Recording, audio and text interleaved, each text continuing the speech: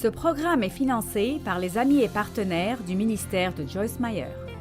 Allez, vous ne pouvez pas prendre votre revanche sur vos ennemis. Donnez votre problème à Dieu et laissez-le être votre défenseur.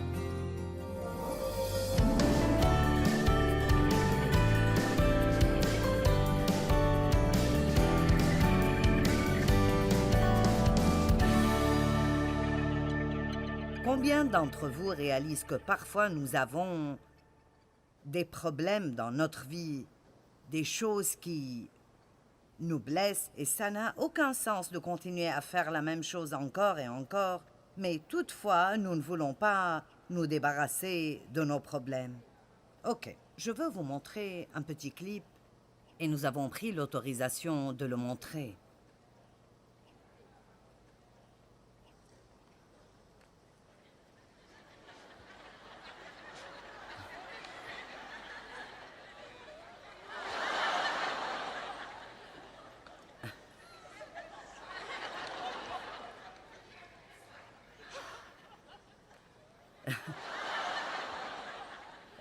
Et cela continue encore et encore. Il continue d'essayer de le convaincre de se débarrasser de sa boîte afin qu'il puisse voir ce qu'il fait, et il refuse de donner son problème. Et je pense que beaucoup d'entre nous pensent comme ça. C'est comme si nous nous cognions la tête contre le mur et nous continuons à faire quelque chose qui ne marchera pas, car ce n'est pas le plan de Dieu ou la façon dont il fait les choses. Et pourtant, c'est parfois vraiment étonnant que, juste parce que nous pensons que faire ce que nous aurons à faire pour être libres est difficile, nous nous accrochons à quelque chose qui est en fait plus difficile. Et c'est juste un mensonge du diable. C'est comme, c'est trop difficile, ce n'est pas juste, tu ne sais pas ce que les gens m'ont fait. Mais je peux vous dire que la colère ne marche jamais. Elle entrave vos prières, vous rend misérable, vous rend malade et peut même causer une maladie mentale. Il y a tout genre de problèmes que la colère cause. Et donc, nous commençons dans Genèse avec Caïn se mettant en colère contre Abel, tellement en colère qu'il l'a tué. Et tout au long de la Bible, nous voyons des situations où des gens ont été en colère. Et tout au long de la Bible, nous voyons les mauvais résultats. Et nous voyons que Dieu disait, « Revenez à moi, je suis votre défenseur, celui qui amène la justice dans votre vie. » Et nous avons un choix à faire aujourd'hui.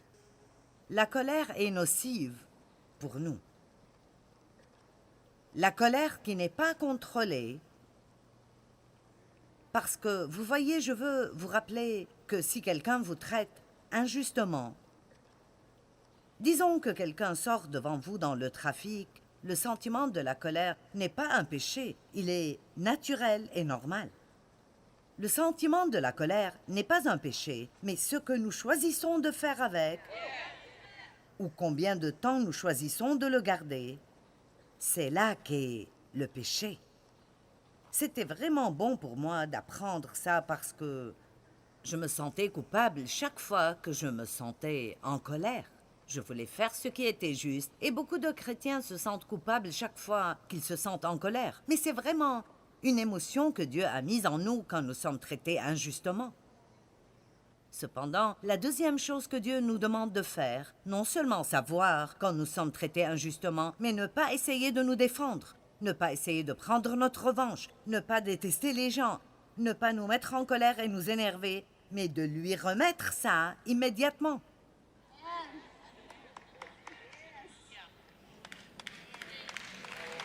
Ça s'appelle relâcher votre boîte. Remettez-la lui et laissez-le être votre défenseur. Dieu peut ne pas agir aussi rapidement que vous auriez aimé qu'il le fasse. Il peut ne pas le faire de la façon qui vous plaît. Mais Dieu nous défendra parce que, écoutez-moi bien, Dieu n'aime pas quand les gens maltraitent ses enfants.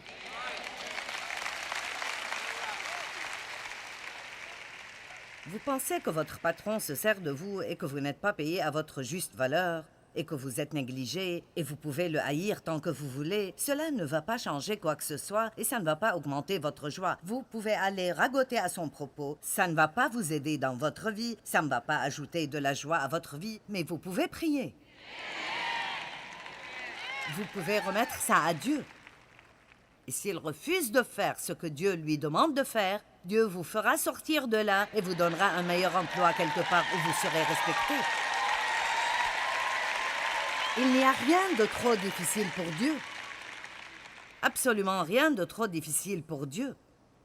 Mon fils a eu un bon exemple l'autre jour. Il a 3 petits garçons. Ils ont 7 ans, 5 ans et 1 an et demi. Et cela va sans dire, ils sont bien occupés. Et il est le directeur de tout notre ministère national, donc il est bien occupé. Mais il a dit, Dieu m'a montré un bon exemple l'autre jour. Il a dit, mes garçons croient tout ce que je leur dis. Et il a dit, ils pensent absolument que je peux tout faire. Il a dit, si je leur dis que je vais remplir cette piscine-là avec de l'essence, la mettre en feu et sauter dedans, ils diraient OK. Ils le croiraient. Et il a dit, c'est comme ça que Dieu veut que nous soyons avec lui. Pour que quoi que soit impossible et incroyable ce qu'il nous dit, ça ne pose pas de problème pour nous. Ainsi, si Dieu dit, je vous rétribuerai vos peines passées, je ne veux pas que vous soyez en colère, ni que vous soyez amer, ni que vous laissiez ce que les gens vous ont fait détruire votre vie. Parce que laissez-moi vous dire, il y aura toujours quelqu'un qui vous fera quelque chose. Vous n'avez pas besoin de regarder loin pour trouver une excuse pour être en colère. N'est-ce pas? Vous pouvez vous mettre en colère à cause de ce que quelqu'un vous a fait ou à cause de ce qu'ils se font à eux-mêmes, ou bien même à cause de toutes les injustices dans le monde. Mais j'ai trouvé que si je n'aime pas toutes les choses qui se passent dans ma vie, la meilleure façon d'y répondre est de faire quelque chose de bien. Si vous voulez rendre le diable furieux alors qu'il vous jette son meilleur sort, soyez une bénédiction pour quelqu'un et voyez le résultat. Je partage probablement cette écriture dans chaque séminaire que je fais. Et cette écriture est dans Romains 12, 21, qui dit que nous surmontons le mal avec le bien. Si vous n'avez pas encore appris ça, vous devez l'apprendre. Vous ne pouvez pas combattre le mal avec le mal, mais vous pouvez le combattre avec le bien et gagner à chaque fois. À chaque fois. Ecclésiaste 7, 9 dit que c'est sur le sein des gens stupides que repose la contrariété. Ça veut dire que les gens qui ont eu des choses qui leur sont arrivées et qui les laissent en eux, et ils restent en colère et amers. Savez-vous que certaines personnes présentes ici aujourd'hui, ou qui regardent à la télévision ou écoutent un enregistrement, vous avez laissé quelque chose que quelqu'un vous a fait il y a longtemps, peut-être même il y a des années et des années. Vous volez la meilleure vie que Dieu a pour vous. Et aujourd'hui est le temps pour vous de laisser ce problème, et laisser votre boîte et décider que vous allez laisser Dieu être votre défenseur dans la vie.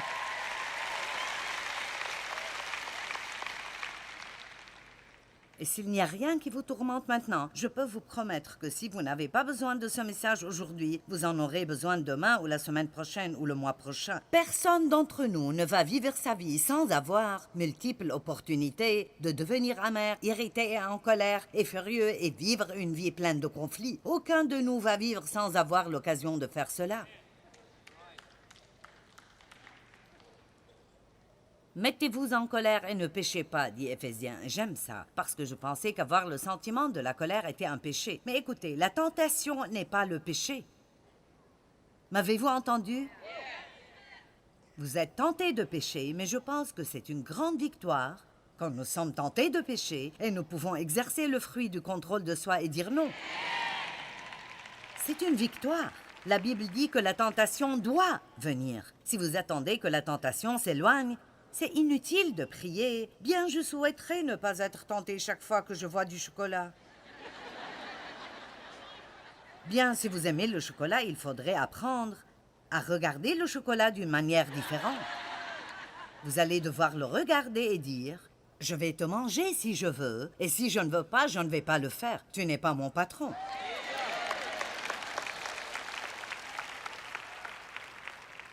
Nous avons mangé dans un restaurant local hier, et à la fin du repas, le garçon a dit « Nous venons de sortir des gâteaux du four. » Et il a dit « Attendez 5 minutes, et nous allons vous en apporter quelques-uns comme cadeau. » Et il a dit « Je vous garantis, vous ne serez pas capable d'y résister. » Et j'ai dit « Si, je vais le faire. » Et je ne dis pas ça comme si je disais « Regardez comme je suis forte. » Mais j'ai dû apprendre dans ma vie que si je veux me sentir en forme, je dois avoir des limites sur ce que je fais. Ce n'est pas que vous pouvez faire toute chose avec modération, mais vous ne pouvez pas faire tout ce que vous voulez tous les jours. Vous ne pouvez pas dépenser tout l'argent que vous voulez sans finir par être endetté. Vous ne pouvez pas dire tout ce que vous voulez dire sans ruiner les relations. Est-ce que vous êtes là aujourd'hui?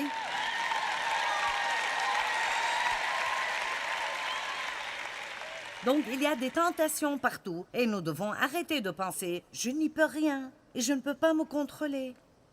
Dieu ne nous demande jamais de faire ou de ne pas faire quelque chose sans nous donner la capacité de le faire. Donc, si Dieu dit « Pardonnez, je serai votre récompense », ne prenez pas votre revanche et ne laissez pas le soleil se coucher sur votre colère. Alors nous pouvons faire avec l'aide de Dieu ce qu'il nous demande de faire. Et la première chose à faire pour être capable de le faire est de croire que vous pouvez le faire. Quand nous sommes insensés et nous laissons la contrariété en nous, parfois nous faisons des choses que nous passerons notre vie à regretter, ou nous disons des choses que nous regrettons vraiment plus tard. Donc, vous avez entendu un homme hier. Et si vous n'étiez pas ici, son histoire était que sa mère a été tuée par un chauffeur saoul quand il avait 13 ans. Est-ce exact, mon frère? C'est ce qui est arrivé? Oui. Et donc, il était en colère, et il haïssait Dieu, et il haïssait la vie, et il haïssait tout le monde. Il ne comprenait pas. Et vous savez, souvent, quand des choses pénibles arrivent, les gens sentent qu'ils ont besoin de blâmer quelqu'un. Pourquoi ne blâmez-vous pas le diable et n'arrêtez-vous pas de blâmer les gens et Dieu et vous-même et tout le monde? Amen? Alors il était plein de cette haine. Il a commencé à boire et a commencé à se droguer. Une nuit, alors qu'il était saoul, sur un tournant en essayant d'esquiver une autre voiture, il a en fait fini par écraser un enfant. Il a été mis en prison pour un nombre d'années. Et pendant qu'il y était, il a reçu un livre à travers notre ministère de prison et, en résumé, quand il est sorti de prison, il est venu à une de nos conférences et a donné sa vie au Seigneur. Mais ce qui est intéressant est que la même chose qui était arrivée à sa mère, il a fini par la faire. Et donc, je voulais vous montrer un verset et peut-être que vous n'y avez jamais pensé de cette manière et je ne pense pas vraiment que je le prends hors contexte, mais je veux vous le montrer. Jean 20, 23.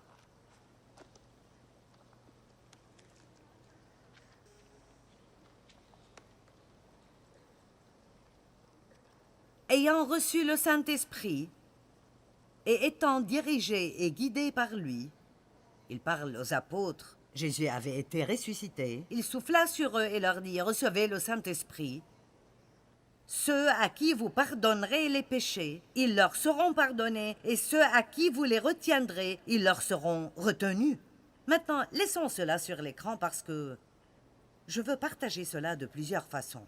D'abord, pour pouvoir pardonner aux gens, nous avons besoin de la puissance du Saint-Esprit. Si quelqu'un vous fait du mal, n'essayez pas juste de pardonner. Vous pouvez prendre la décision de pardonner et de prier pour les gens, mais vous ne pouvez pas changer vos sentiments. Seul Dieu peut faire ça. Et donc, quand vous êtes blessé, que ce soit une blessure majeure ou mineure, Saint-Esprit, aide-moi. Aide-moi.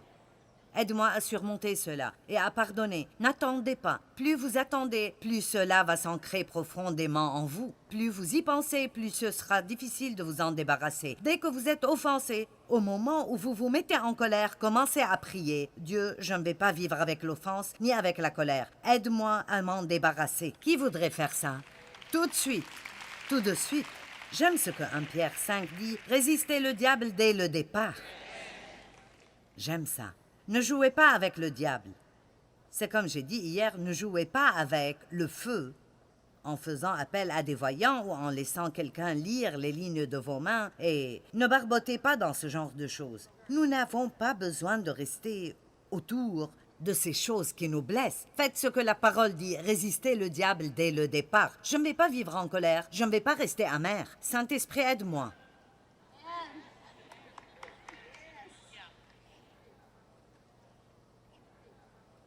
Vous n'avez pas à vivre de cette façon si vous laissez Dieu vous aider. La colère ruinera votre vie. Donc, nous avons besoin de l'Esprit Saint. Et je pense qu'il dit dans ce contexte, recevez le Saint-Esprit, maintenant vous pouvez pardonner aux autres. Mais il y a quelque chose ici qui, je crois, a un contexte différent. Si vous pardonnez les péchés de quelqu'un, ils sont pardonnés. Si vous retenez leurs péchés, si vous les retenez, ils sont retenus. Et je pense que si nous les gardons en nous et ils sont retenus, alors nous pouvons en fait nous retourner et faire la même chose qui nous a été faite.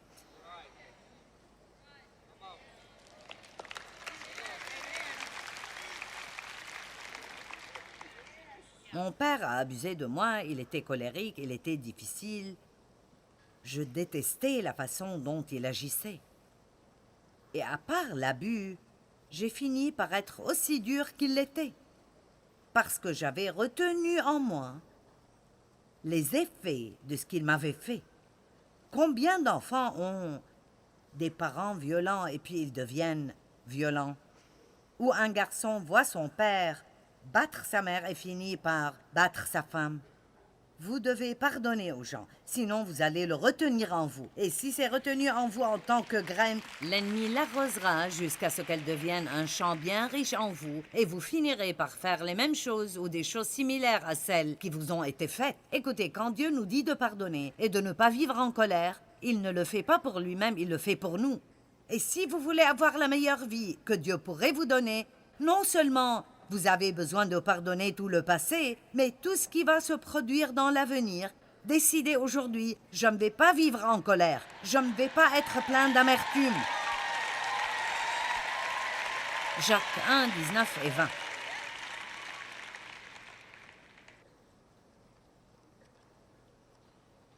Quelqu'un a-t-il besoin de cela aujourd'hui? Si vous n'en avez pas besoin maintenant, le jour viendra. Qui a eu l'occasion de se mettre en colère ce matin? Regardez ça! Mon Dieu! Le diable travaille des heures supplémentaires. Waouh! Comprenez cela, mes frères bien-aimés. Que chaque personne d'entre vous soit prompte à écouter, un écouteur prêt, lent à parler, lent à s'offenser, et à se mettre en colère, car la colère de l'homme n'accomplit pas la justice que Dieu désire. Que tout le monde dise « Je suis lent à me mettre en colère ». Dites-le encore. Commençons en confessant ceci. Il est presque impossible de me pousser à la colère.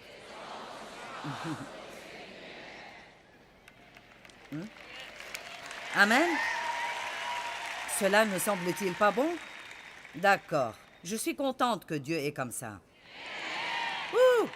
Il pourrait pousser une crise de colère par minute s'il n'était pas lent à la colère. Psaume 103, 8 et 9.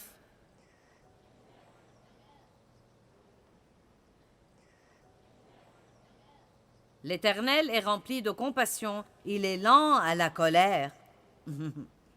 Il fait grâce et il est riche en bonté. Il ne conteste pas sans fin, il n'accuse pas sans cesse et il ne garde pas éternellement sa colère. Combien d'entre vous sont contents que Dieu ne retient rien contre vous? Bien, devinez quoi? Nous avons sa nature en nous. La Bible dit que nous avons l'esprit de Christ, nous avons les pensées, les intentions et les buts de son cœur. Ne pensez pas que vous ne pouvez pas agir pieusement parce que vous le pouvez. La semence de Dieu est à l'intérieur de nous à travers Jésus-Christ. Et nous pouvons imiter son comportement. Donc, s'il est lent à la miséricorde, je veux dire lent à la colère, et il ne retient pas les offenses, ce n'est pas étonnant qu'il nous demande de faire la même chose. Il nous demande de l'imiter dans notre comportement, dans la vie. Psaume 145, 8. Je pense que voir les Écritures est important.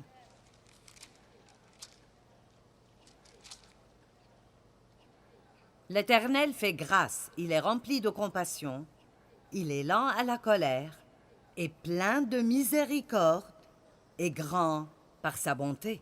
Maintenant, regardons Éphésiens 4, 26 et 27.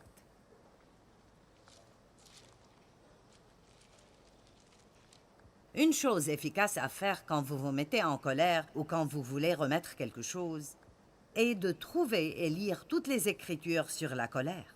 Vous savez pourquoi? Parce que ceci n'est pas juste encre noire sur page blanche. Il y a de la puissance et de la vie dans la parole de Dieu.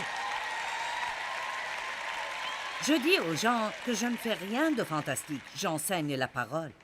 Et je crois que je suis ointe pour le faire. Et donc, pourquoi prendriez-vous votre week-end, la nuit du vendredi comme hier, et certains d'entre vous êtes ici depuis jeudi et maintenant vous êtes ici. Vous avez autre chose à faire. Pourquoi feriez-vous ça? Je ne dis pas seulement des mots réguliers, mais la parole de Dieu est pleine de puissance et elle est capable de vous changer la vie.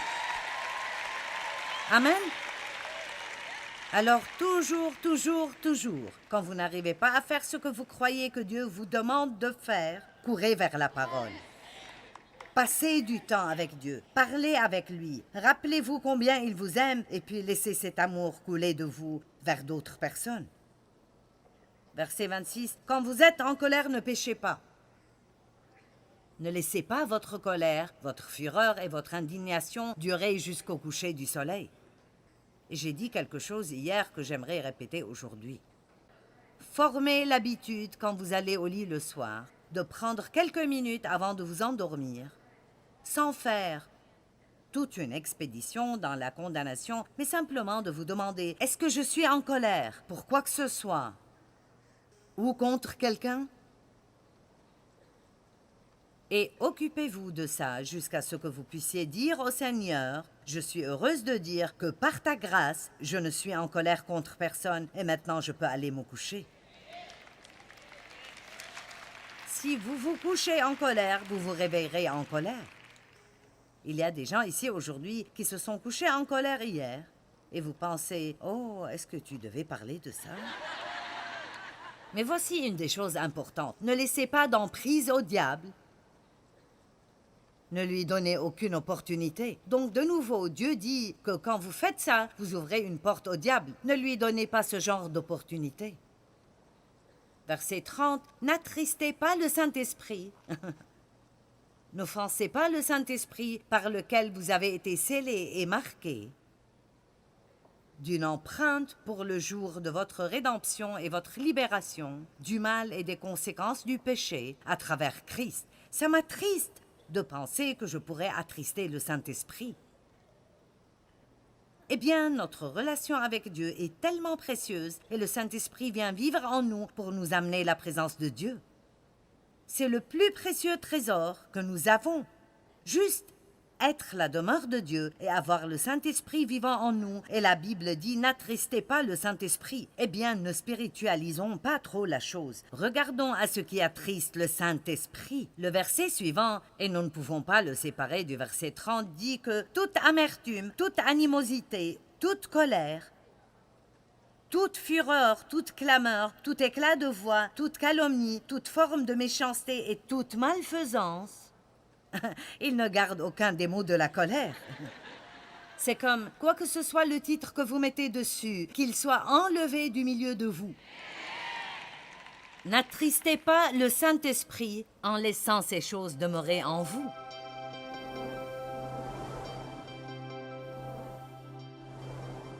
Je veux vous encourager à ne pas laisser un moment de colère incontrôlée vous mettre dans une position où vous finirez par payer le prix pour des années et des années à venir.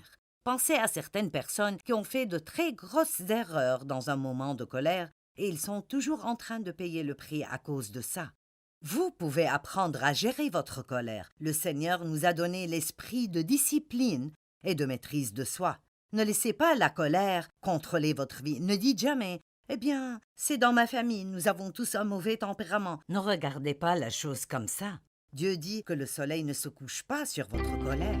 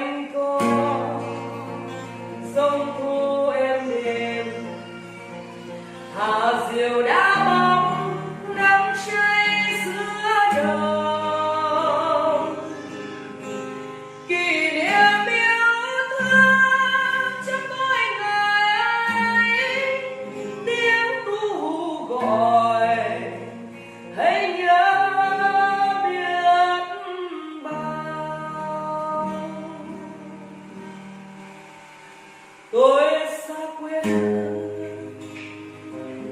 bao năm tháng qua, nhưng trong trái tim không bao giờ xa lời mẹ ru con hiu hiu chưa hè mùa lụt nước